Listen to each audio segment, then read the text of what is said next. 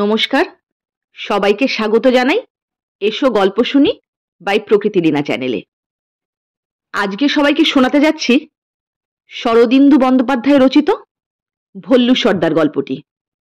আমার গল্প পড়া ভালো লাগলে চ্যানেলটিকে সাবস্ক্রাইব করে সঙ্গে থেকো, তাহলে আমার উৎসাহ অনেক বেড়ে যাবে।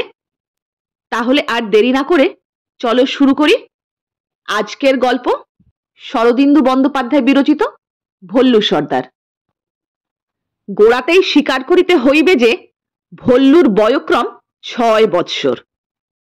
তাহার কার্যকলাপ দেখিয়া এ বিষয়ে সন্দেহ উপস্থিত হইতেই পারে, কিন্তু সন্দেহ করিলে চলিবে না। আমরা ঠিকুজি গোষ্ঠীর সহিত অপরিচিত। ভল্লুর জীবনযাত্রা বোধ করি আরো কয়েক বৎসর অল্প স্বল্প দুষ্টামি করিয়া অপেক্ষাকৃত বৈচিত্র্যহীন ভাবে কাটিয়া যাইত। কিন্তু হঠাৎ একদিন বায়োস্কোপ দেখিতে গিয়া সব ওলটপালট হইয়া গেল। সে অপূর্ব কয়েকটি আইডিয়া লইয়া বায়োস্কোপ হইতে ফিরিয়া আসিল। প্রধান আইডিয়া, সে নিজে একজন দুর্দান্ত ডাকাতের সর্দার।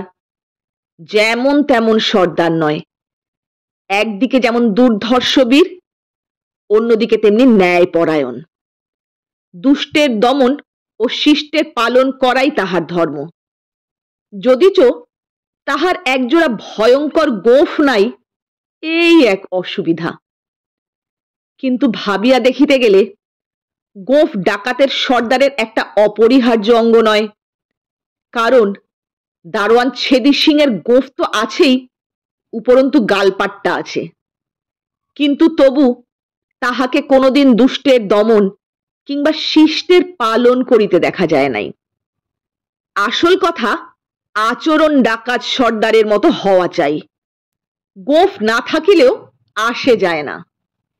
কিন্তু সর্দার হইতে হইলে ডাকাতের দল চাই। বায়োস্কোপে সর্দারের প্রকাণ্ড দল ছিল। তাহারা হুকুম পাইবা মাত্র নানাবিধ অসম সাহসিক কাজ করিয়া ফেলিত। অত্যাচারী জমিদার বাড়ি লুট করিয়া তাহাকে গাছের ডালে লটকাইয়া দিত। ভল্লুর সেরকম দল কোথায়? অনুগত অনুচরের মধ্যে ৩ বছরের অনুজা লিলি আর একটি নিংলে কুকুরছানা গামা। অদূর ভবিষ্যতে এই কুকুর শাবকটি মহা শক্তিশালী হইয়া উঠিবে, এই আশায় তাহার উক্তরূপ নামকরণ হইয়াছিল। ইহারা দুইজনেই ভল্লুর একান্ত অনুগত বটে, কিন্তু আদেশ পাইবা মাত্র কোনো অসম সাহসিক কাজ করিবে কিনা তাহাতে যথেষ্ট সন্দেহ আছে। একবার একটা হুলো বিড়ালকে আক্রমণ করিবার জন্য ভল্লু গামাকে বহু প্রকারে উত্তেজিত করিয়াছিল, কিন্তু গামা সম্মত হয় নাই। বরঞ্চ অত্যন্ত কাতর ভাবে পুচ্ছ সংকুচিত করিয়া বিপরীত মুখে প্রস্থান করিয়াছিল। আর লিলি, সে একে মেয়ে মানুষ, তাই দৌড়াইতে পারে না। দৌড়াইতে গেলেই পড়িয়া যায়। তাহাকে দিয়া কোনো কাজ হইবে না। কিন্তু এত বাধা বিপত্তি সত্ত্বেও ভল্লু ভগ্নোৎসাহ হইল না। অনুচর না থাকে না থাক, সে নিঃসঙ্গ ভাবেই সর্দার বনিবে। যদি তার ডাক শুনিয়া কেহ না আসে, সে একলা চলিবে। বায়োস্কোপেও তো ডাকাত সর্দার একাকী দুর্গ প্রাকার লঙ্ঘন করিয়া বন্দিনী তরুণীকে উদ্ধার করিয়াছিল। সে যা হোক, কিন্তু সর্দার বনিয়া সে কোন কোন দুষ্টের দমন করিবে? কারণ শিষ্টের পালন পরে করিলেও ক্ষতি নাই, কিন্তু দুষ্টের দমন প্রথমেই করা দরকার। সর্বাগ্রে তাহার মাস্টার মহাশয়ের কথা মনে পড়িল। দুষ্ট লোক বলিতে যাহা কিছু বুঝায়, সব দোষী মাস্টার মহাশয়ের বিদ্যমান। ভোর হইতে না হইতে তিনি আসিয়া হাজির হন। পাঠ্যপুস্তকের প্রতি ভল্লুর অনুরাগ কিছু কম, বিশেষত অঙ্কশাস্ত্রে সে একেবারেই কাঁচা। তাই পরবর্তী 2 ঘন্টা ধরিয়া যে দারুণ অত্যাচার উৎপীড়ন চলিতে থাকে, তাহা বলাই বাহুল্য। এত বড় অত্যাচারীকে শাসন করা ডাকাত সর্দারের প্রথম কর্তব্য। কিন্তু ভাবিয়া চিন্তিয়া ভল্লু মাস্টার মহাশয়কে পরিত্যাগ করিল। তাহার চেহারা এতই নিরেট, দেহের দৈর্ঘ্য প্রস্থ এত বিপুল যে টিনের তরবারি দিয়া তাহার মুন্ডু কাটিয়া লওয়া একেবারেই অসম্ভব। তাহাকে দড়ি দিয়া বাঁধিয়া গাছের ডালে ফাঁসি দেওয়াও ভল্লুর সাধ্যাতীত। দুঃখিতভাবে ভল্লু তাহাকে অব্যাহতি দিল। আর শাস্তিযোগ্য কে আছে? ছেদি সিং দারোয়ান? ভল্লু মনে মনে মাথা নাড়িল। ছেদি সিং এর চেহারাটা দুষ্পনের মতো বটে, কিন্তু কেবলমাত্র চেহারা দেখিয়া তাহার বিচার করিলে অন্যায় করা হইবে। সে প্রায় পেয়ারা, কুল, কামরাঙা আহরণ করিয়া আনিয়া চুপি চুপি ভল্লুকে খাওয়ায়। মাঝে মাঝে কাঁধে চড়াইয়া বেড়াইতে লইয়া যায়। অধিকন্তু সন্ধ্যার সময় কোলের কাছে বসাইয়া অতি অদ্ভুত রোমাঞ্চকর কাহিনী কেচ্ছা বলে। শুনিতে শুনিতে তন্ময় হইয়া যাইতে হয়। না, ছেদি সিং দারোয়ানকে পাপিষ্ঠ দুষ্কৃতকারীর পর্যায়ে ফেলা যায় না। তবে আর কে আছে? বাবা? ভল্লু অনেকক্ষণ গালে হাত দিয়া চিন্তা করিল। অভাব পক্ষে বাবাকে পাপিষ্ঠ বলিয়া ধরা যাইতে পারে, কিন্তু প্রকৃত প্রস্তাবে বাবা লোকটি নেহাত মন্দ নয়। মারধর তিনি একেবারেই করেন না, নিজের লেখাপড়া লইয়া সর্বদা ব্যাপৃত থাকেন। যদিও অত লেখাপড়া করা পাপিষ্ঠের লক্ষণ কিনা তাহাও বিবেচনার বিষয়। উপরন্তু ভল্লুর মাতার সহিত তাহার বিশেষ সদ্ভাব আছে বলিয়া মনে হয়। প্রায় তাহাদের মধ্যে হাস্য পরিহাস ও অন্তরঙ্গের মতন কথাবার্তা হইয়া থাকে। ভল্লু তাহা লক্ষ্য করিয়াছে। আবার মাঝে মাঝে উভয়ের মধ্যে ঝগড়াও হয়। তখন ভল্লুর মা চোখে আঁচল দিয়া অস্পষ্ট ভগ্নস্বরে কি বলিতে থাকেন অধিকাংশ বোঝাই যায় না, এবং বাবা মুখ ভারী করিয়া ধীরে ধীরে এমন দু একটি বাক্যবাণ প্রয়োগ করেন যে মায়ের কান্না আরো বাড়িয়া যায়। অতঃপর ঝগড়া থামিয়া গেলে বাবা নিভৃতে মাকে অনেক আদর ও খোসামত করিতেছেন, ইহাও ভল্লুর চক্ষু এড়ায় নাই। এরূপ ক্ষেত্রে কি করা যায়? ভল্লু বড় দ্বিধায় পড়িল। বাবাকে অন্তরের সহিত বদলোকও বলা চলে না, অথচ তাহাকে বাদ দিলে আর শাস্তি দিবার লোক কোথায়?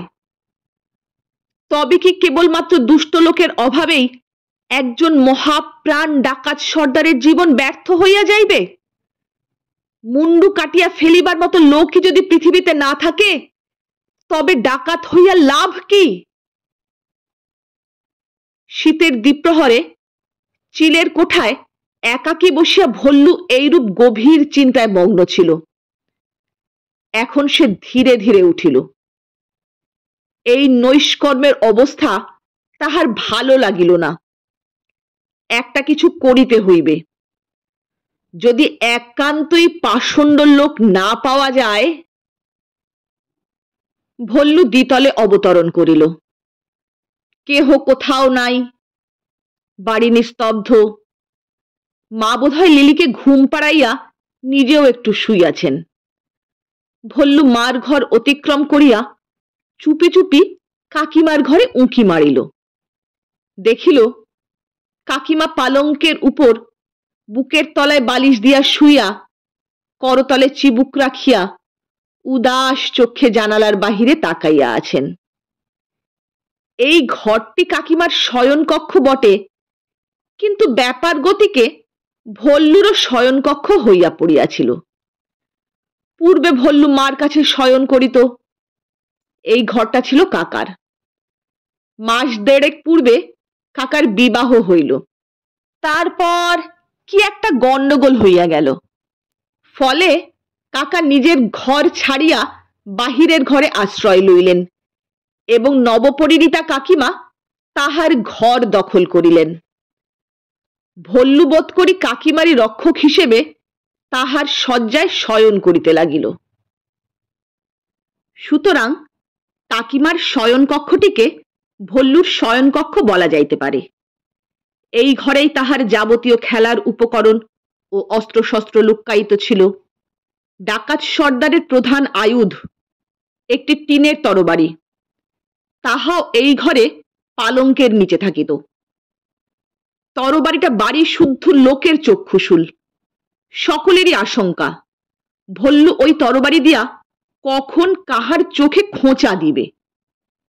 তাই ভল্লু সেটিকে অতি সঙ্গোপনে পালঙ্কের নিচে কম্বল চাপা দিয়া লুকাইয়া রাখিয়াছিল। ভল্লু কিছুক্ষণ দ্বারের বাহিরে দাঁড়াইয়া রহিল, তারপর নিঃশব্দে পা টিপিয়া প্রবেশ করিল। কাকিমার মাথার কাপড় খোলা, তাহার খোপায় সোনার শিকলে বাঁধা কাটাগুলি ভল্লু দেখিতে পাইল। কিন্তু কাকিমার উদাস দৃষ্টি জানালার বাহিরে প্রসারিত। কি জানি কি ভাবিতেছেন, তিনি ভল্লুর আগমন জানিতে পারিলেন না। সাবধানে ভল্লু পালঙ্কের তলায় প্রবেশ করিল, কিন্তু তরবারি কম্বলের ভিতর হইতে বাহির করিতে গিয়া থং করিয়া একটু শব্দ হইয়া গেল। কাকিমা চমকিত হইয়া বলিয়া উঠিলেন, কে রে, ভল্লু বুঝি? খাটের তলায় কি করছিস? ধরা পড়িয়া গিয়া ভল্লু বলিল, কিচ্ছু না। তারপর তরবারি হস্তে খাটের তলা হইতে হামাগুড়ি দিয়া বাহির হইয়া আসিল। ডাকাত সর্দারকে কাকিমার সম্মুখে হামাগুড়ি দিতে হইল বলিয়া ভল্লু মনে মনে একটু ক্ষুণ্ণ হইল, কিন্তু বাহিরে গর্বিত গাম্ভীর্য অবলম্বন করিয়া বীরত্ব ব্যঞ্জক ভঙ্গিতে দাঁড়াইল। তারপরে সে স্তম্ভিত হইয়া দেখিল কাকিমার সুন্দর চোখ দুটিতে জল টলটল করিতেছে। কাকিমা চট করিয়া আঁচলে চোখ মুছিয়া ফেলিয়া বলিলেন, কি করছিলি? কিচ্ছু না। কাকিমার মুখের উপর সুবর্তুল চোখের দৃষ্টি স্থাপন করিয়া বলিল, তুমি কাঁদছ কেন? কাকিমা লজ্জিতভাবে মুখখানাকে আর একবার আঁচল দিয়া মুছিয়া বলিলেন, কই কাঁদছি? তুই সারা দুপুর রোদ্দুরে রোদ্দুরে ঘুরে বেড়াচ্ছিস তো, আয় আমার কাছে এসে শো। না। ভল্লুর কৌতূহল তখনও দূর হয় নাই। সে পুনরায় প্রশ্ন করিল, কাঁদছিলে কেন বলো না? খিদে পেয়েছে বুঝি? স্ত্রীজাতি ক্ষুধার উদ্রেক হইলেই কাঁদে, ইহা সে লিলির উদাহরণ দেখিয়া অনুমান করিয়া লইয়াছিল। ধুর, তবে? কিচ্ছু না। তুই তলোয়ার নিয়ে কোথায় যাচ্ছিস? আয় আমার কাছে। না, আমি এখন যাচ্ছি একটা কাজ করতে, বলিয়া ভল্লু দ্বারের দিকে পা বাড়াইল। কাকিমা তাহাকে ডাকিলেন, ভল্লু, শুনে যা একটা কথা। ভল্লু অনিশ্চিতভাবে ফিরিয়া দাঁড়াইল। কি? কাছে আয়। ভল্লু সন্দিগ্ধভাবে কাকিমাকে নিরীক্ষণ করিল। তাহাকে ধরিয়া বিছানায় শোয়াইয়া রাখিবার অভিসন্ধি তাহার নাই তো? না, কাকিমা ভালো লোক, তিনি এমন নির্দয় ব্যবহার কখনোই করিবেন না। ভল্লু কাছে আসিয়া অধীরভাবে বলিল, কি? কাকিমার মুখ একটু লাল হইল। তিনি ভল্লুর হাত ধরিয়া তাহাকে খুব কাছে টানিয়া লইলেন। তারপর প্রায় তার কানে কানে বলিলেন, তোর কাকা কোথায় রে? ভল্লু তাচ্ছিল্য ভরে বলিল, জানি না, বোধহয় নিচে আছেন। কাকিমা আরো নিম্নস্বরে বলিলেন, দেখে এসে আমায় বলতে পারবি? কাউকে কিচ্ছু বলিসনি, শুধু দেখে আসবি। আচ্ছা, বলিয়া ভল্লু প্রস্থান করিল। এই সামান্য বিষয়ে এত গোপনীয় কি আছে সে বুঝিতে পারিল না। নিচে নামিয়া ভল্লু বাহিরের দিকে চলিল। বাহিরে একটা ঘরে তক্তপোষের উপর ফরাস পাতা, তাহার উপর চিত হইয়া শুইয়া কাকা বৈরাগ্যপূর্ণ চক্ষে কড়িকাঠের দিকে তাকাইয়া আছেন। ভল্লু দু একবার কাকার ঘরের সম্মুখ দিয়া যাতায়াত করিল, কিন্তু কাকার ধ্যান ভঙ্গ হইল না। তখন ভল্লু কাকিমাকে খবরটা দিয়ে আসিবে ভাবিতেছিল, এমন সময় তাহার কুকুর গামা কোথা হইতে ছুটিয়া আসিয়া তাহাকে ঘিরিয়া লাফাইতে লাগিল এবং তরুণ অপরিণত কণ্ঠে ঘেউ ঘেউ করিয়া আনন্দ জ্ঞাপন করিতে লাগিল। গামার বয়ক্রম 3 মাস। বেচারা অতিশয় কৃশ ও দুর্বল। সে যে কালক্রমে ভয়ঙ্কর তেজস্বী বিলাতি কুকুর হইয়া দাঁড়াইবে, এই বিষয়ে কেবল ভল্লুর মনে কোনো সংশয় ছিল না। গামার গলায় একটি বকলস কিনিয়া দিবার জন্য সে বাড়ির সকলের কাছে জনে জনে মিনতি করিয়াছিল, কিন্তু কেহই তাহার কথায় কর্ণপাত করে নাই। চেঁচামেচিতে কাকা বিরক্তপূর্ণ চোখ কড়িকাঠ হইতে নামাইয়া ভল্লুর দিকে চাহিলেন। ভল্লু তাড়াতাড়ি গামাকে লইয়া সরিয়া গেল। গামা দীর্ঘকাল পরে প্রভুর সাক্ষাৎ পাইয়াছে। তাহার ক্ষীণ শরীরে যেন আর আনন্দ ধরে না। সে একবার বাগানের দিকে ছুটিয়া যায়, আবার ফিরিয়া আসিয়া ভল্লুর পায়ের উপর থাবা রাখিয়া সাগ্রহে তাহার মুখের পানে তাকায়। তাহার মনের ভাবটা, চলো না বাগানে যাই, এমন দুপুরবেলা ঘরের মধ্যে বন্ধ থাকতে তোমার ভালো লাগছে? চলো চলো, বাগানে কেমন ছুটোছুটি করব। ভল্লু একটু ইতস্তত করিল, কিন্তু শেষ পর্যন্ত গামার আমন্ত্রণ অবহেলা করিতে পারিল না। কাকিমাকে কাকার সংবাদ পরে দিলেও চলিবে, এত তাড়াতাড়ি বা কি? বিশেষত কাকা তো কিছুই করিতেছেন না, কেবল চিত হইয়া শুইয়া আছেন। এই সংবাদ 2 ঘন্টা পরে দিলেও কোনো ক্ষতি হইবে না। ভল্লু গামাকে লইয়া বাগানে চলিল। বাড়ি সংলগ্ন বাগানটা বেশ বিস্তৃত। মাঝে মাঝে আম, লিচু, গোলাপ জামের গাছ, বাকিটা ফুলের গাছে ভরা। বর্তমানে বিলাতি মরশুমি ফুলের শোভায় বাগান আলো হইয়া আছে। কোথাও একরাশ পপি উগ্র রূপের ছটায় মৌমাছিদের আকর্ষণ করিয়া লইয়াছে। ওদিকে সুইট পির ঝাড় পরস্পর জড়াজড়ি করিয়া সহস্র ফুলের প্রজাপতি ফুটাইয়া রাখিয়াছে। স্থানে স্থানে 2-1টা চন্দ্রমল্লিকা কোকড়া মাথা দুলাইয়া নিষ্কলঙ্ক শুভ্র হাসি হাসিতেছে। কিন্তু উদ্যান শোভার দিকে ভল্লুর দৃষ্টি নাই।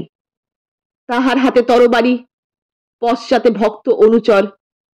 সে খুঁজিতেছে অ্যাডভেঞ্চার, কিন্তু হায়, এই ফুলের মরুভূমিতে অ্যাডভেঞ্চার কোথায়? সে বিমর্ষভাবে কয়েকটা ডালিয়া ফুলের পাপড়ি ছিঁড়িয়া চারিদিকে ছড়াইয়া দিল। কিন্তু ঐকান্তিক ইচ্ছা থাকিলে জগতে কোনো জিনিসই দুষ্প্রাপ্য হয় না। শত্রু অচিরাত আসিয়া দেখা দেয়, অবশ্য কল্পনার জোর থাকা চাই। ভল্লু শত্রুর অন্বেষণে ঘুরিতে ঘুরিতে হঠাৎ একটি চন্দ্রমল্লিকা গাছের সম্মুখে আসিয়া উপস্থিত হইল। গাঢ় লাল রঙের চন্দ্রমল্লিকা একটি কঞ্চির ঠেকনোতে ভর দিয়া সগর্বে মাথা তুলিয়া দাঁড়াইয়া আছে। ভল্লু কল্পনার চক্ষে দেখিতে পাইল, এ চন্দ্রমল্লিকা নয়, মহাপাপিষ্ঠ জমিদার। ইহার অত্যাচারে বাগানের অন্য সমস্ত ফুল ভয়ে জড়সড় হইয়া আছে। ইহার রক্তচক্ষুর সম্মুখে অদূরে ওই ভুলুণ্ঠিতা পরটুলাক্কার ফুলটি বন্দিনী তরুণীর মতো ম্রিয়মান হইয়া পড়িয়াছে। উত্তেজনায় ভল্লুর চোখ জল জল করিয়া জ্বলিতে লাগিল। সে পায়তারা করিয়া একবার শত্রুর চারিদিকে প্রদক্ষিণ করিল, তারপর আস্ফালন করিয়া কঠোর স্বরে কহিল, ওরে নরাধাম। উত্তেজিত হইলে ভল্লুর উচ্চারণ কিছুটা বিকৃত হইয়া পড়িত। নরাধম কোনো জবাব দিল না, কেবল আরক্ত চক্ষে চাহিয়া রহিল। গামা উৎসাহিত ভাবে বলিল, পুক পুক। ভল্লু পদদাপ করিয়া বলিল, ওরে নরাধম, তুই জানিস আমি কে? আমি ভল্লু সর্দার, তোর জম। এত বড় দুঃসংবাদেও নরাধম বিন্দু মাত্র বিচলিত হইল না। ভল্লু তখন গর্জন করিয়া বলিল, পাজি, উল্লুক, গাধা, এই তোর মুন্ডু কেটে ফেললুম বলিয়া সবেগে তরবারি চালাইল। দুর্বিনীত নরাধমের মুন্ডু কাটিয়া মাটিতে পড়িল। ভল্লু! হঠাৎ পিছন হইতে গুরুগম্ভীর আহ্বান শুনিয়া ভল্লুর ক্ষাত্রতেজের উত্তাপ এক মুহূর্তে নির্বাপিত হইল। সে সভয়ে ঘাড় বাঁকাইয়া দেখিল কাকা। কাকার বৈরাগ্যপূর্ণ ললাটে বৈশাখীর মেঘের মতো ভ্রুকুটি। তিনি ধীরে ধীরে অগ্রসর হইয়া আসিতেছেন। গামা কাকার আগমনের সাড়া পাইয়া কাপুরুষের মতো আগেই সরিয়াছে। উপায় থাকিলে ভল্লুও সরিত, কিন্তু কাকা এত কাছে আসিয়া পড়িয়াছেন যে পলায়নের চেষ্টা বৃথা। কালবৈশাখীর ঝড়টা তাহার মাথার উপর দিয়াই যাইবে। কাকা আসিয়া উপস্থিত হইলেন। ভল্লুর শ্রবণেন্দ্রিয় ধারণ করিয়া বলিলেন, এ কি করেছিস? ভল্লু বাং নিষ্পত্তি করিল না। বাগানের ফুল ছেঁড়া বারণ, এ কথা সে বরাবরই জানে এবং সাধ্যমতো এ নিষেধ মান্য করিয়া আসিতেছে। তবে যে আজ কোন দুরন্ত কর্তব্যের তাড়নায় ওই ফুলটাকে বৃন্তচ্যুত করিয়াছে, তাহা কাকাকে কি করিয়া বুঝাইবে? ফুলটা যে ফুল নয়, একটা মহা পাপিষ্ঠ নরাধম, এ কথা কাকা বুঝিবেন কি? সকলের কল্পনা শক্তি সমান নয়, ভল্লু জানিত, কাকা বুঝিবেন না। অরসিকেষু রহস্য নিবেদনং, তার চেয়ে নীরব থাকাই শ্রেয়। ভল্লু নীরব রহিল। কাকা ভল্লুর হাত হইতে তরবারি কাড়িয়া লইয়া দূরে নিক্ষেপ করিয়া বলিলেন, কেন ফুল ছিঁড়লি? ভল্লু এবারেও জবাব দিল না। কাকা তখন তাহার কান ছাড়িয়া চুলের মুঠি ধরিলেন। সজোরে নাড়া দিয়া বলিলেন, পাজি উল্লুক গাধা, কতবার তোকে মানা করেছি বাগানের ফুলে হাত দিসনি? কেন ছিঁড়লি বল? বারবার একই প্রশ্নে ভল্লু উত্তক্ত হইয়া উঠিল। তার উপর চুলের যন্ত্রণা। কাকার বজ্রমুষ্টি ক্রমে ক্রমে যেরূপ দৃঢ়তর হইতেছে, হয়তো শেষ পর্যন্ত চুলগুলো তাহারই মুঠিতে থাকিয়া যাইবে। অথচ ভাবগতিক দেখিয়া মনে হইতেছে, একটা কোনো উত্তর না পাইলে কাকা শান্ত হইবে না। যন্ত্রণা ও উগ্র প্রয়োজনের তাড়ায় ভল্লুর মাথায় এক বুদ্ধি গজাইল। সে সজল চক্ষে চি চি করিয়া বলিল, কাকিমার জন্য ফুল তুলেছি। ইন্দ্রজালের মতো কাজ হইল।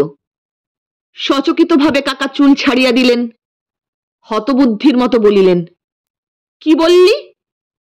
এতটা ভল্লুও প্রত্যাশা করে নাই।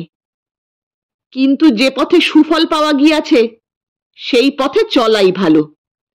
সে আবার বলিল, কাকিমার জন্যে ফুল তুলেছি বলিয়া ভূপতিত ফুলটা সযত্নে তুলিয়া লইল। তারপর আবার আরম্ভ করিল, কাকিমা বললেন। কি বললেন? ক্ষুল্লতাতের জেরায় পড়িবার ইচ্ছা ভল্লুর আদৌ ছিল না। বিশেষত মোকাবিলায় মিথ্যা ধরা পড়িবার সম্ভাবনা যখন সম্পূর্ণ বিদ্যমান। বয়ঃপ্রাপ্ত লোকেদের একটা মহৎ দোষ, তাহারা প্রতিটি কথা অক্ষরে অক্ষরে সত্য না পাইলে চটিয়া যায়। কল্পনা বলিয়া যে ঐশী শক্তি মাথার মধ্যে নিহিত আছে, তাহার সদ্ব্যবহার করিতে চায় না।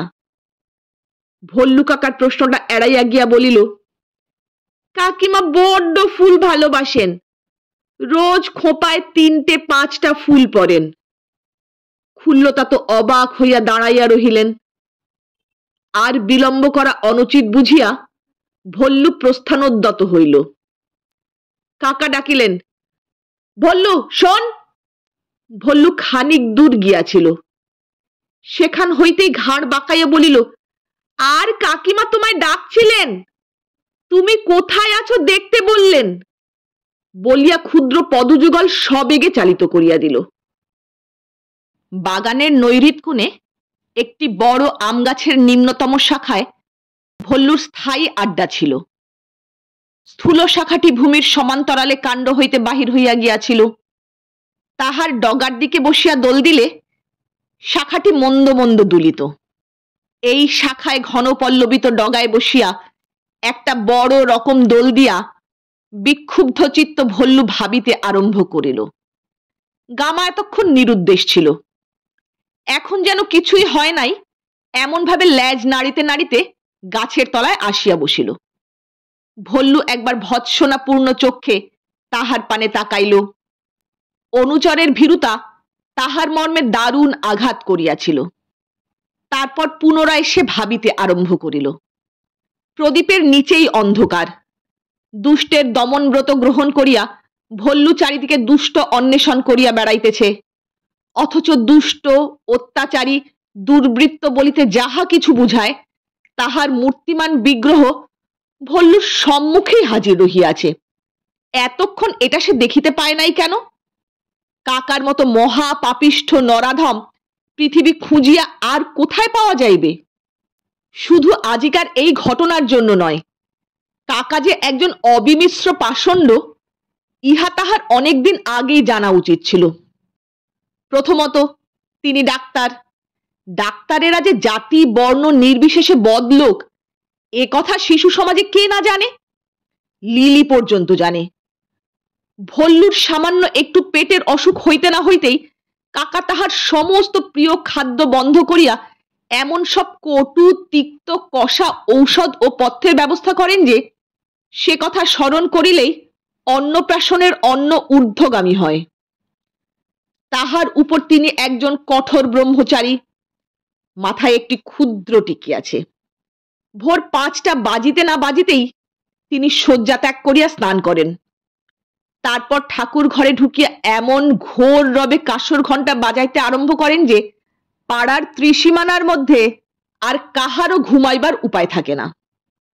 শুধু ইহাই নয়, নবপরিণীতা কাকিমার সঙ্গে তাহার দুর্ব্যবহার স্মরণ করিলেও তাহার নৈতিক দুর্গতি সম্বন্ধে সন্দেহ থাকে না। বিবাহের পূর্বে বাড়ি শুদ্ধ লোকের সহিত কাকার কথা কাটাকাটি বকাবকি চলিয়াছিল, এ কথা ভল্লুর বেশ মনে আছে। যা হোক, শেষ পর্যন্ত কাকা হাড়ির মতো মুখ করিয়া বিবাহ করিতে গেলেন। কিন্তু বিবাহ করিয়া আসিয়া তিনি অন্দরমহলের সংস্রব একেবারে ত্যাগ করিয়াছেন। এই লইয়া বাড়িতে অশান্তির শেষ নাই। ভল্লুর মার সহিত কাকার প্রায় বাগবিতণ্ডা হয়। কাকা বায়োস্কোপের দুষ্টু জমিদারের মতো তির্যক হাসি হাসিয়া বলেন, আমি তো আগেই বলে দিয়েছিলুম। অথচ কাকিমা অতিশয় ভালো লোক। এতদিন তাহার সহিত ঘনিষ্ঠভাবে মিশিয়া ভল্লুর তাহা বুঝিতে বাকি নাই। লজেনচুস কিনিবার জন্য পয়সা প্রয়োজন হইলে তিনি চুপি চুপি তাহাকে পয়সা দেন। এমনকি চোরাই মাল তাহার কাছে গচ্ছিত রাখিলে তিনি কাহাকেও বলিয়া দেন না। একবার কতকগুলি ডাসা কুল ও খানিকটা কাসুন্দি চুরি করিয়া ভল্লু কাকিমার জিম্মায় রাখিয়াছিল। তিনি সমস্ত কুল ও কাসুন্দি যথাসময় তাহাকে প্রত্যার্পণ করিয়াছিলেন। একটি কুল বা এক বিন্দু কাসুন্দিও আত্মসাৎ করেন নাই। এরূপ গুণবতী নারী আজকালকার দিনে কোথাও পাওয়া যায়? অন্তত ভল্লুর জানাশোনার মধ্যে এমন আর দ্বিতীয় নাই। এহেন কাকিমাকে কাকা অবহেলা করেন? শুধু অবহেলা করলে ক্ষতি ছিল না, পরন্তু তিনি যে কাকিমার উপর অন্যায় উৎপীড়ন করিয়া থাকেন তাহাও সহজে অনুসন্ধান করা যায়। পূর্বে দু একবার কাকিমাকে বালিশে মুখ গুঁজিয়া ফুপাইতে শুনিয়া ভল্লুর ঘুম ভাঙিয়া গিয়াছে। আজ সে কাকিমার চোখে জল দেখিয়াছে। এসব কি মিছামিছি? ভল্লুর দৃঢ় ধারণা জন্মিল কাকা সুবিধা পাইলেই আসিয়া কাকিমার কান মলিয়া চুল ধরিয়া ঝাঁকানি দিয়া যান। নচেত কাকিমা অকারণ কাঁদিবেন কেন? যে দিক দিয়েই দেখা যাক, কাকার মতো দুর্নীতিপরায়ণ দমনযোগ্য ব্যক্তি আর নাই। কিন্তু দমন করিবার উপায় কি? দড়ি দিয়া বাঁধিয়া গাছে ঝুলাইয়া দেওয়া বা তরবারি দিয়া মুণ্ডুচ্ছেদ করা সম্ভব নয়।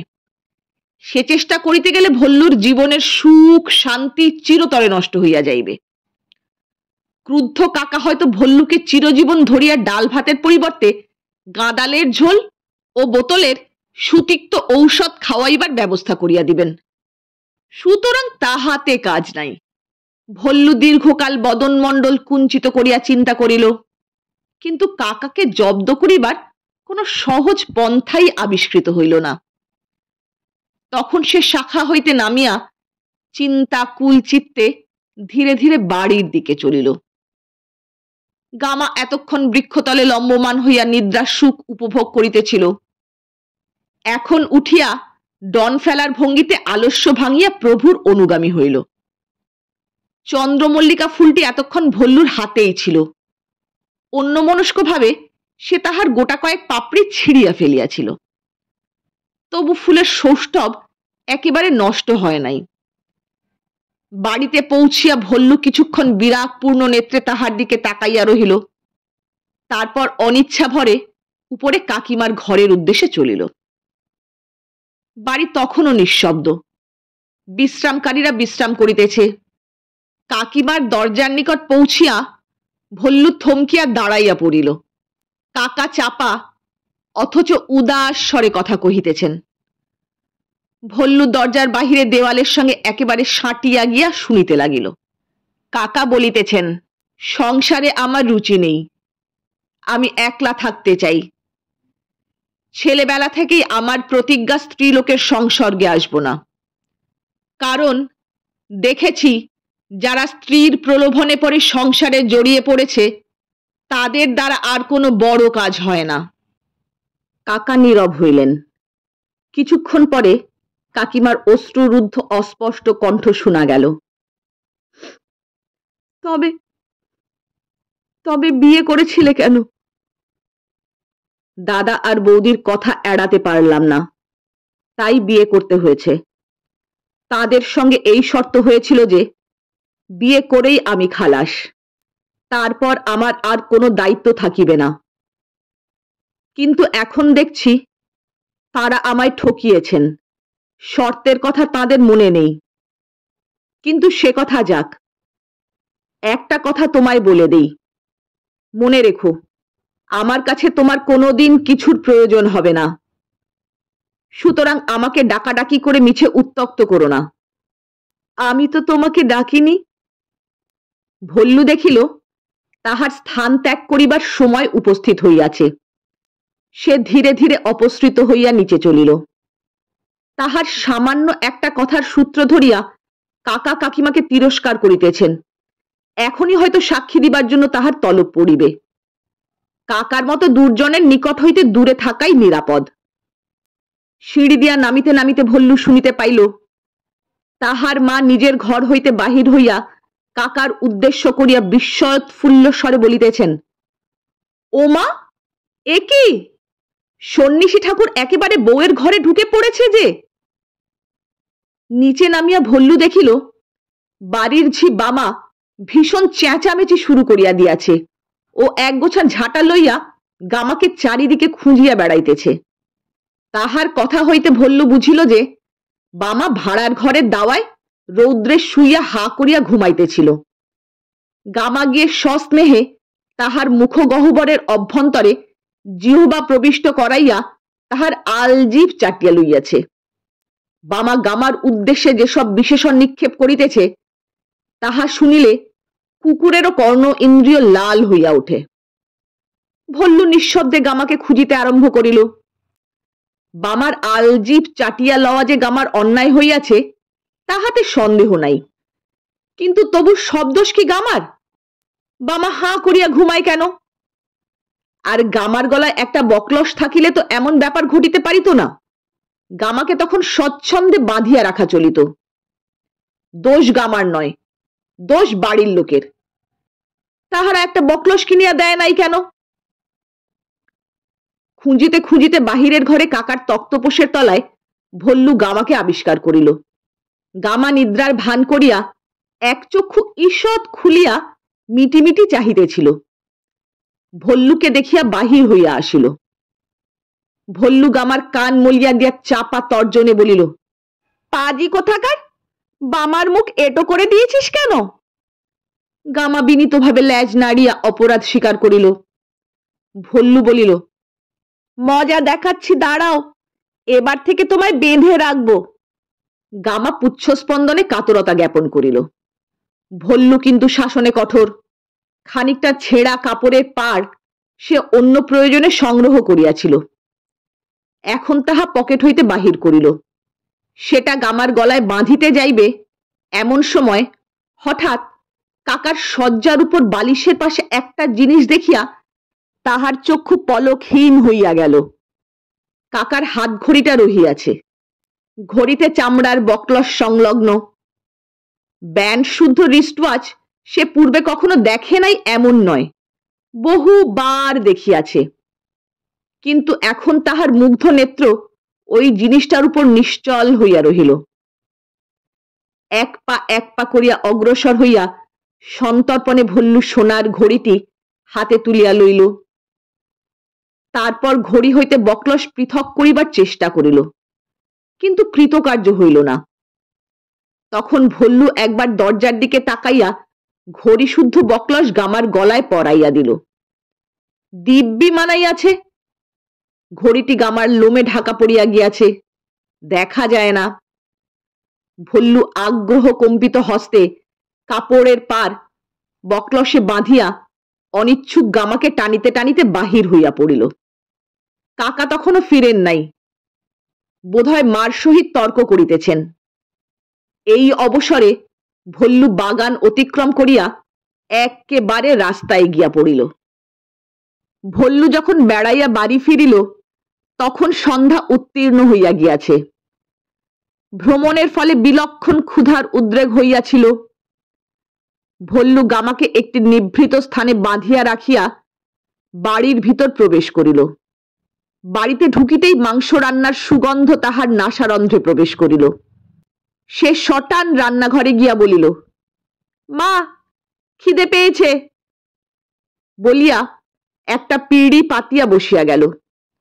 মা মাংস ও রুটি তাহার সম্মুখে ধরিয়া দিলেন। নিবিষ্ট মনে আহার করিতে করিতে ভল্লু শুনিতে পাইল বাড়িতে একটা কিছু গণ্ডগোল চলিতেছে।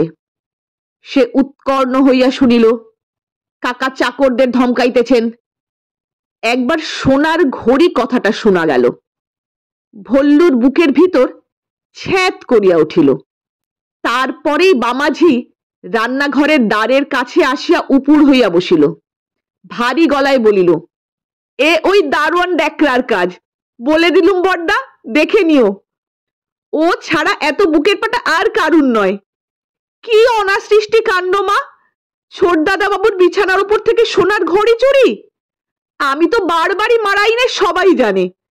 রান্নাঘর মুক্ত করে বাসন মেজে কাপড় কেচে উঠোন ঝাড় দিতেই বেলা কেটে যায়, তা বাইরে যাব কখন? আর এই 11 বছর এ বাড়িতে আছি, একটা কুটো হারিয়েছে কেউ বলতে পারে না। এ ওই ঝেঁটা খেগো দারোয়ানের কাজ। মিনসের মরণ পালক উঠেছে কিনা, তাই মালিকের সোনার ঘড়িতে হাত দিতে গেছে। দারোয়ানের সঙ্গে বামার চিরশত্রুতা। মা রান্না করিতেছিলেন। বামার সাফাই শুনিতে পাইলেও উত্তর দিলেন না। ভল্লুরও মুখ দেখিয়া মনের অবস্থা বুঝা গেল না, কিন্তু তাহার গলায় মাংসের টুকরা আটকাইয়া যাইতে লাগিল। সে অতি কষ্টে আর কিছু খাদ্য গলাধকরণ করিয়া উঠিয়া পড়িল। পাতের ভুক্তাবশিষ্ট মাংস ও হাড় বাটিতে লইয়া ধীরে সুস্থে রান্নাঘর ত্যাগ করিল। প্রত্যহ 2 বেলা নিজের উচ্ছিষ্ট প্রসাদ সে স্বহস্তে গামাকে খাওয়াইত। গামাকে খাওয়াইতে খাওয়াইতে ভল্লু শুনিল কাকার কণ্ঠস্বর ও মেজাজ উত্তরোত্তর চড়িতেছে। তিনি পুলিশে খবর দিবেন বলিয়া চাকরদের ভয় দেখাইতেছেন। বাবাও সেই সঙ্গে যোগ দিয়াছেন। চাকরেরা ভয়ে আড়ষ্ট ও নির্বাক হইয়া আছে। ব্যাপার অতিশয় গুরুতর হইয়াছে। ভল্লু কর্তব্য স্থির করিয়া ফেলিল। গামার আহার শেষ হইলে সে তাহাকে লইয়া গুটি গুটি কাকার ঘরের দিকে অগ্রসর হইল।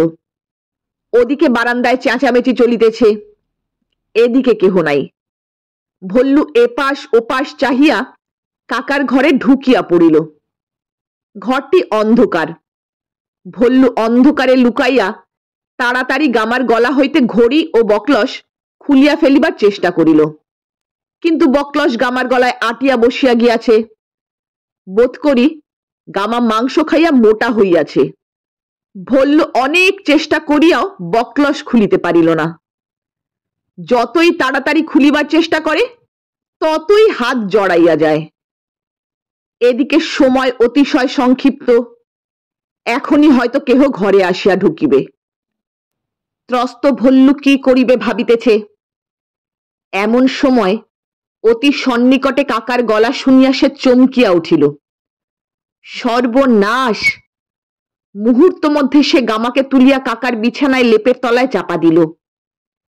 তারপর ঘরের সবচেয়ে অন্ধকার কোণে গিয়া দাঁড়াইল। কিছুক্ষণ রুদ্ধশ্বাসে কাটিয়া গেল। কাকা কিন্তু ঘরে প্রবেশ করিলেন না। বকিতে বকিতে অন্যদিকে চলিয়া গেলেন। এইবার ভল্লুর সমস্ত সাহস হঠাৎ তাহাকে ত্যাগ করিল। তাহার যেন দম বন্ধ হইয়া আসিতে লাগিল। তস্কর বৃত্তি আপাত লোভনীয় বটে, কিন্তু চিত্তের শান্তি বিধায়ক নয়। কাকার কণ্ঠস্বর দূরে চলিয়া গেলে ভল্লু ঘর হইতে বাহির হইয়া পড়িল। আর কোনো দিকে দৃকপাত না করিয়া একেবারে দ্বিতলে নিজের শয়ন কক্ষে গিয়া উপস্থিত হইল। কাকিমা ঘরে ছিলেন। তাহাকে জুতা মোজা ও গরম জামা খুলিতে দেখিয়া জিজ্ঞাসা করিলেন, আজ পড়তে বসলি না ভল্লু? এখনই শুতে এলি যে? বড্ড ঘুম পাচ্ছে বলিয়া ভল্লু লেপের ভিতর ঢুকিয়া পড়িল। ওদিকে গামাও নরম বিছানায় লেপের মধ্যে শয়নের ব্যবস্থা দেখিয়া নিঃশব্দে পরম তৃপ্তির সহিত কুণ্ডলি পাকাইয়া নিদ্রার আয়োজন করিল। ভল্লু ঘুমাইয়া পড়িয়াছিল।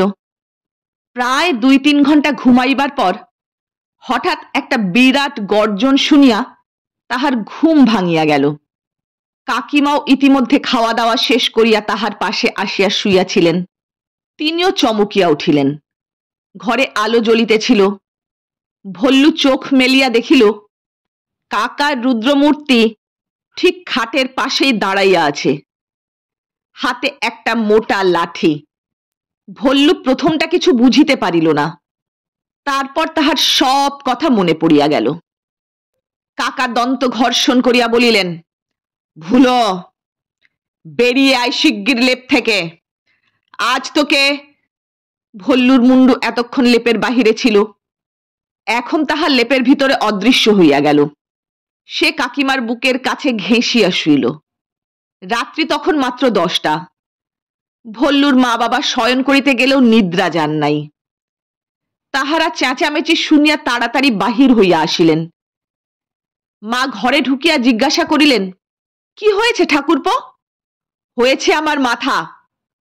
ভুলো, বেরিয়ে আয় বলছি। মা শঙ্কিত হইয়া বলিলেন, কি করেছে ভল্লু?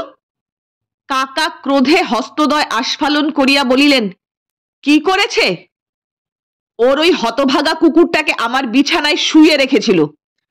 শুতে গিয়ে দেখি লক্ষ্মী ছাড়া পেটরোগা কুকুর লেপ বিছানায় সর্বনাশ করে রেখেছে, বমি করে সব ভাসিয়ে দিয়েছে। শুনিয়া ভল্লুর মাথার চুল পর্যন্ত কণ্টকিত হইয়া উঠিল। সে কাকিমার বুকের মধ্যে মাথা গুঁজিয়া একেবারে নিঃশব্দ হইয়া রহিল। কাকিমার শরীরটা এই সময় একবার সজোরে নড়িয়া উঠিল, যেন তিনি হাসি চাপিবার চেষ্টা করিতেছেন। কিন্তু এরকম ভয়ঙ্কর ব্যাপারে হাসিবার কি আছে, তাহা ভল্লু ভাবিয়া পাইল না। গুরুভোজনের ফলে গামা যে এমন বিদঘুটে কাণ্ড করিয়া বসিবে, তাহা ভল্লু দুঃস্বপ্নেও কল্পনা করে নাই। কাকা পূর্ববৎ বলিতে লাগিলেন, শুধু কি তাই, কুকুরটাকে ঘাড় ধরে তুলতে গিয়ে দেখি তিনি আমার রিস্টওয়াচ গলায় পরে বসে আছেন। ঘরের বাহিরে বাবা হো হো শব্দে হাসিয়া উঠিলেন। মার কলকণ্ঠ সেই সঙ্গে যোগ দিল। লেপের মধ্যে কাকিমার সর্বশরীর চাপা হাসির আবেগে ফুলিয়া ফুলিয়া দুলিয়া দুলিয়া উঠিতে লাগিল। কাকা বলিলেন, তোমাদের হাসি পাচ্ছে? ওই ঘড়ির জন্য চাকরগুলোকে শুধু মারতে বাকি রেখেছি। ভাগ্যে পুলিশে খবর দেওয়া হয়নি, নয়তো কেলেঙ্কারির এক শেষ হতো। পুলিশ এসে দেখত কুকুরের গলায় ঘড়ি বাঁধা রয়েছে। না, এসব হাসির কথা নয়, ভুলোর বজ্জাতি বন্ধ করা দরকার। মা হাসিতে হাসিতে বলিলেন, তা বেশ তো, কাল সকালে ওকে শাসন করো। কাকা বলিলেন, না বৌদি, সে হবে না, তুমি ওকে এক্ষুনি লেপের ভেতর থেকে বার করে আনো। মা মুখে আঁচল চাপা দিলেন। তারপর বলিলেন, কেন, তুমি আনো না? না না, তুমি ওকে বিছানা থেকে বার করে আনো, তারপর আমি। কেন বলো তো, বিছানা ছুলে কি তোমার জাত যাবে? না না মানে, আচ্ছা বেশ, কাল সকালেই হবে। দ্বারের দিকে এক পা বাড়াইয়া কাকা দাঁড়াইলেন। কিন্তু আমার বিছানা, আমি আজ শোবো কোথায়? মা জিজ্ঞাসা করিলেন, বিছানা কি একেবারে গেছে? শুধু বিছানা? সে ঘরে ঢোকে কার সাধ্য? মা হাসি ভরা মুখ গম্ভীর করিবার চেষ্টা করিয়া বলিলেন, তাই তো, বাড়িতে তো আর লেপও নেই, তাহলে তোমাকে এই ঘরেই শুতে হয়।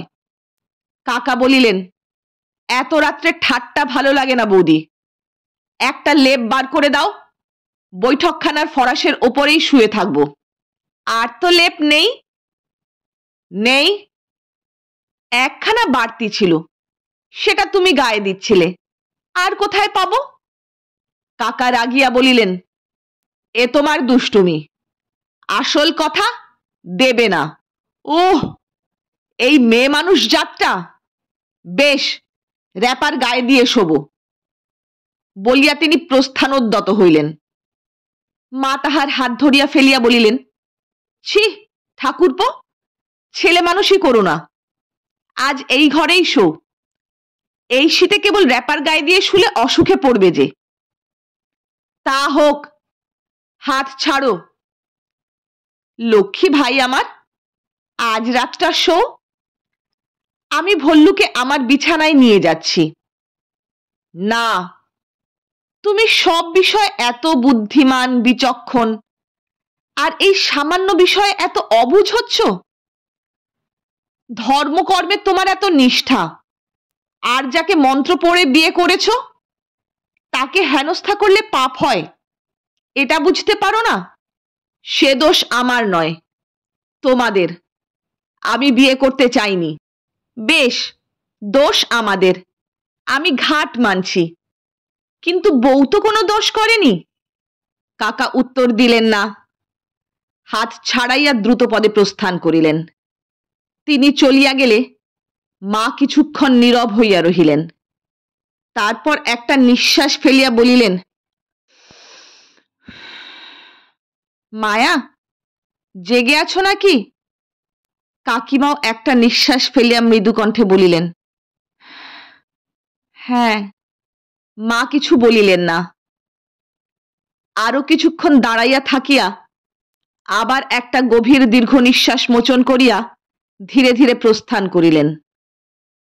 চারিদিক হইতে এই দীর্ঘ নিঃশ্বাস ফেলাফেলি দেখিয়া ভল্লুর ক্ষুল্লতাত ভীতি অনেকটা কাটিয়া গেল। সে লেপের ভিতর হইতে মুন্ডু বাহির করিল, দেখিল কাকিমা আলোর দিকে তাকাইয়া আছেন, তাহার দুই চক্ষু জলে ভাসিয়া যাইতেছে। কাকার নিষ্ঠুরতাই এই অশ্রুজলের হেতু, তাহাতে সংশয় নাই। ভল্লু বিছানায় উঠিয়া বসিল, আবেগপূর্ণ স্বরে বলিল, কাকিমা। চোখ মুছিয়া কাকিমা বলিলেন, কি? ভল্লু বলিল, কাকার নরাধম না। কাকিমা উত্তর দিলেন না। ভল্লু আবার বলিল, কাকা কারুর কথা শোনে না, মার কথা শোনে না, বাবার কথা শোনে না, তোমার কথা শোনে না, খালি আমাকে বকে, কাকা নরাধম। কাকিমা এবারও তাহার কথায় সায় দিলেন না। তাহাকে কোলের কাছে টানিয়া লইয়া ভাঙা ভাঙা গলায় বলিলেন, ঘুমো ভল্লু, অনেক রাত হয়েছে। ভল্লু শুইল বটে, কিন্তু তাহার ঘুম আসিল না। কাঁচা ঘুমের উপর কাকার উগ্র অভিযানে তাহার ঘুম চটিয়া গিয়াছিল। সে নীরবে শুইয়া ভাবিতে লাগিল। ক্রমে 11টা বাজিয়া গেল, ঢং করিয়া 11:30 বাজিল, তবু ভল্লুর চোখে ঘুম নাই। সে উত্তপ্ত মস্তিষ্কে চিন্তা করিতেছে। কাকিমা অনেকক্ষণ জাগিয়া থাকিয়া মাঝে মাঝে বুক ভাঙা নিঃশ্বাস ফেলিতে ফেলিতে শেষে বোধ করি ঘুমাইয়া পড়িয়াছেন। ভল্লু একবার ঘাড় ফিরাইয়া দেখিল তাহার চক্ষু মুদিত, তিনি শান্তভাবে নিঃশ্বাস ফেলিতেছেন। কাকিমার মুখের দিকে চাহিয়া ভল্লুর কাকার উপর ক্রোধ ও বিদ্বেষ আরো বাড়িয়া গেল। ডাকাত সর্দারের আর কত সহ্য হয়? আজ দ্বীপ্রহর হইতে যে অমানসিক অত্যাচার তাহার উপর হইতেছে, তাহা না হয় সে সহ্য করিয়াছে, তাহার সাধের তরবারিটা ভাঙিয়া ব্যবহারের অযোগ্য হইয়া গিয়াছে, তবু সে কিছু বলে নাই। কিন্তু কাকিমার প্রতি এই নিষ্ঠুরতা, নারী নির্যাতন সে কি করিয়া বরদাস্ত করিবে? ভল্লুর ক্ষুদ্র প্রাণের সমস্ত শিবালরি সঙ্গীন উঁচাইয়া খাড়া হইয়া উঠিল। যায় প্রাণ যাক প্রাণ, ভল্লু কাকাকে শাসন করিবেই। কিন্তু প্রতিহিংসার কল্পনায় রাত্রি জাগরণ যত সহজ, কল্পনাকে কার্যে পরিণত করা তত সহজ নয়। উপায় চিন্তা করিতে করিতে ভল্লুর ক্ষুদ্র মস্তিষ্ক ফাটিয়া যাইবার উপক্রম হইল। অবশেষে দীর্ঘ জটিল চিন্তার পর ভল্লু সিদ্ধান্তে উপনীত হইল। তাহার অধরে একটু হাসি দেখা দিল। কাকা কাকিমার উপর অত্যাচার করেন বটে, কিন্তু দূর হইতে। ইহার প্রকৃত কারণ তিনি কাকিমাকে ভয় করেন। বাড়ির মধ্যে কাকা কেবল কাকিমাকেই ভয় করেন। প্রমাণ, কাকিমা এ বাড়িতে আসার পর হইতে কাকা নিজের ঘর ছাড়িয়া পলায়ন করিয়াছেন। এমনকি বিছানা স্পর্শ করিবার সাহস পর্যন্ত তাহার নাই।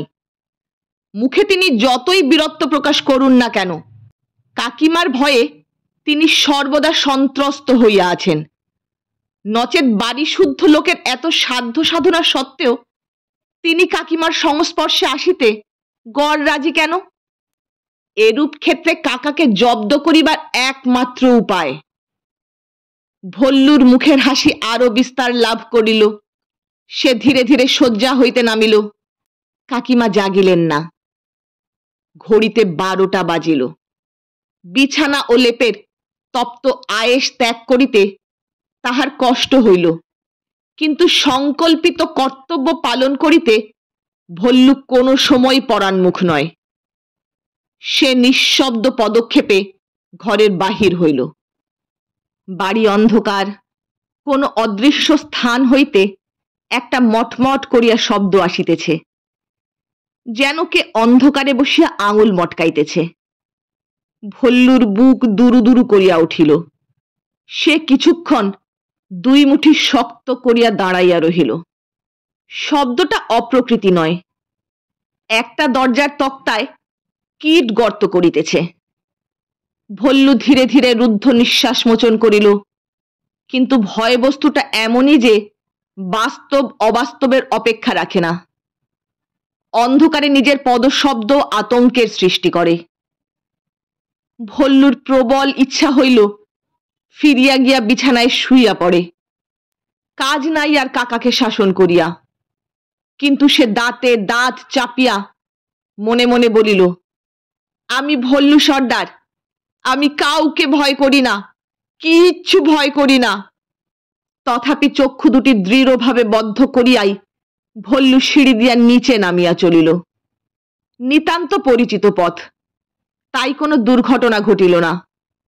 অবশেষে শীতে কাঁপিতে কাঁপিতে সে বৈঠকখানায় উপস্থিত হইল। ঘরে মৃদু আলো জ্বলিতেছে। ভল্লু দেখিল আপাদমস্তক র্যাপার মুড়ি দিয়া কাকা প্রায় গামার মতোই কুণ্ডলিত হইয়া শুইয়া আছেন। ভল্লু কাকার গা ঠেলিয়া ডাকিল, কাকা। কাকা চমকিয়া উঠিলেন। কে? ভল্লুকে দেখিয়া ধড়মড় করিয়া উঠিয়া বসিলেন। কি হয়েছে রে? শীতের সহিত অন্যান্য মানসিক আবেগ মিশ্রিত হইয়া ভল্লুর দন্তবাদ্য আরম্ভ হইয়াছিল। সে বলিল, কাকিমার অসুখ করেছে, তুমি শিগগির চলো। কি হয়েছে? ভল্লু বিপদে পড়িল। রোগের লক্ষণ সম্বন্ধে সে আগে চিন্তা করে নাই, অথচ কাকা ডাক্তার, তাহাকে বাজে কথা বলিয়া প্রতারিত করা চলিবে না। পূর্বে কয়েকবার কাল্পনিক রোগের উল্লেখ করিয়া ভল্লু ধরা পড়িয়া গিয়াছে। হঠাৎ তাহার একটা রোগের কথা মনে পড়িয়া গেল। কয়েক মাস আগে লিলির ওই রোগ হইয়াছিল। স্যান্টোনিন প্রয়োগে আরাম হয়। লিলির যে রোগ হইয়াছিল তাহা কাকিমার হইতে বাধা নাই, বিশেষত যখন উভয়েই মেয়ে মানুষ। ভল্লু ঢোক গিলিয়া বলিল, দাঁত কিড়মির করছেন। দাঁত কিড়মির করিতেছে? হিস্টেরিয়া? কাকা ভ্রু কুঞ্চিত করিয়া উঠিয়া দাঁড়াইলেন। এত রাত্রে? বিচিত্র নয়। আজ রাত্রে ওইসব বকাবকির পর হয়তো। কাকা জিজ্ঞাসা করিলেন, আর কি করছে? আর কিছু না, শুয়ে আছেন। হিস্টিরিয়াই বটে। কাকা একটু দ্বিধা করিলেন, কিন্তু অনুতপ্ত মানুষের নিকট কঠোর ব্রহ্মচারীর পরাজয় হইল। তিনি আলমারি হইতে একটা বেঁটে সবুজ রঙের শিশি লইয়া সংক্ষেপে বলিলেন, চল। ভল্লুর বুকের ভিতর ধরাস ধরাস করিতে লাগিল। কঠিন ও বিপজ্জনক কার্য ফলনোন্মুখ হইলে ঐরূপ সকলেরই হয়। সে নিঃশব্দে কাকার অনুসরণ করিল। কাকা উপরে উঠিয়া ঘরের দ্বারের সম্মুখে একবার দাঁড়াইলেন, তারপর ভিতরে প্রবেশ করিলেন। খাটের পাশে দাঁড়াইয়া রোগিণীর অনাবৃত মুখের দিকে চাহিতেই একটা অজ্ঞাতপূর্ব মধুর অনুভূতি তাহার সর্বাঙ্গের উপর দিয়া বহিয়া গেল। কিন্তু তিনি তখনই মনকে যথোচিত কঠিন করিয়া হস্তস্থ শিশির মুখ খুলিয়া রোগিণীর নাকের সম্মুখে ধরিলেন। কাকিমা শিহরিয়া জাগিয়া উঠিলেন। ঠিক এই সময় দ্বারের কাছে খুট করিয়া শব্দ হইল।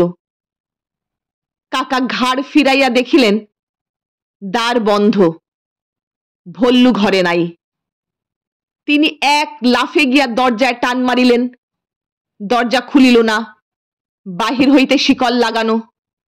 কাকা চাপা গর্জনে বলিলেন, ভল্লু, শিগগির দোর খোল, পাজি, নইলে খুন করব। কিন্তু ভল্লু তখন পাশের ঘরে গিয়া বাবার লেপের মধ্যে ঢুকিয়াছে। পরদিন ভোর হইতে না হইতে ভল্লুর ঘুম ভাঙিল। মা বাবা তখনও সুপ্ত। ভল্লু চুপি চুপি উঠিয়া বাহিরে আসিল। কাকিমার দরজা তেমনি বাহির হইতে শিকল লাগানো, অর্থাৎ কাকা সারা রাত্রি বাহির হইতে পারেন নাই। বিজয় গর্বে ভল্লু সর্দারের মুখ উৎফুল্ল হইয়া উঠিল। সে নিজ মনে একবার কিরাত নৃত্য নাচিয়া লইল। ভবিষ্যতে তাহার ভাগ্যে যাহা আছে তাহা তো আছেই, তাই বলিয়া বর্তমানের বিজয়োল্লাস তো আর দমন করিয়া রাখা যায় না। কিন্তু কাকা কিরূপ নির্যাতন ভোগ করিতেছেন তাহা সচক্ষে দেখিবার লোভও সে সংবরণ করিতে পারিল না। জানালায় একটি ক্ষুদ্র ছিদ্র ছিল। ভল্লু তাহাতে চোখ লাগাইয়া উকি মারিল। যাহা দেখিল তাহাতে স্তম্ভিত বিস্ময়ে চক্ষু চক্রাকার করিয়া ভল্লু সরিয়া আসিল। তারপর দৌড়াইতে দৌড়াইতে মার ঘরে ফিরিয়া গেল। ঘুমন্ত মাকে নাড়া দিয়া জাগাইতে জাগাইতে উত্তেজনা সংহত কণ্ঠে বলিল, মা, মা, কাকা কাকিমাকে 3টে 5টা চুমু খাচ্ছেন। শেষ হলো শরদিন্দু বন্দ্যোপাধ্যায় বিরচিত ভল্লু সর্দার গল্পটি। কেমন লাগলো তোমাদের? যদি ভালো লাগে তাহলে লাইক আর শেয়ার করে দিতে ভুলো না। আর সেই সঙ্গে যারা নতুন তারা চ্যানেলটিকে সাবস্ক্রাইব করে দিও প্লিজ। তাহলে আমার নতুন নতুন গল্প শোনারও উৎসাহ অনেক বেড়ে যাবে। তাহলে আজকের মতন এই পর্যন্তই থাক। আসি, টাটা।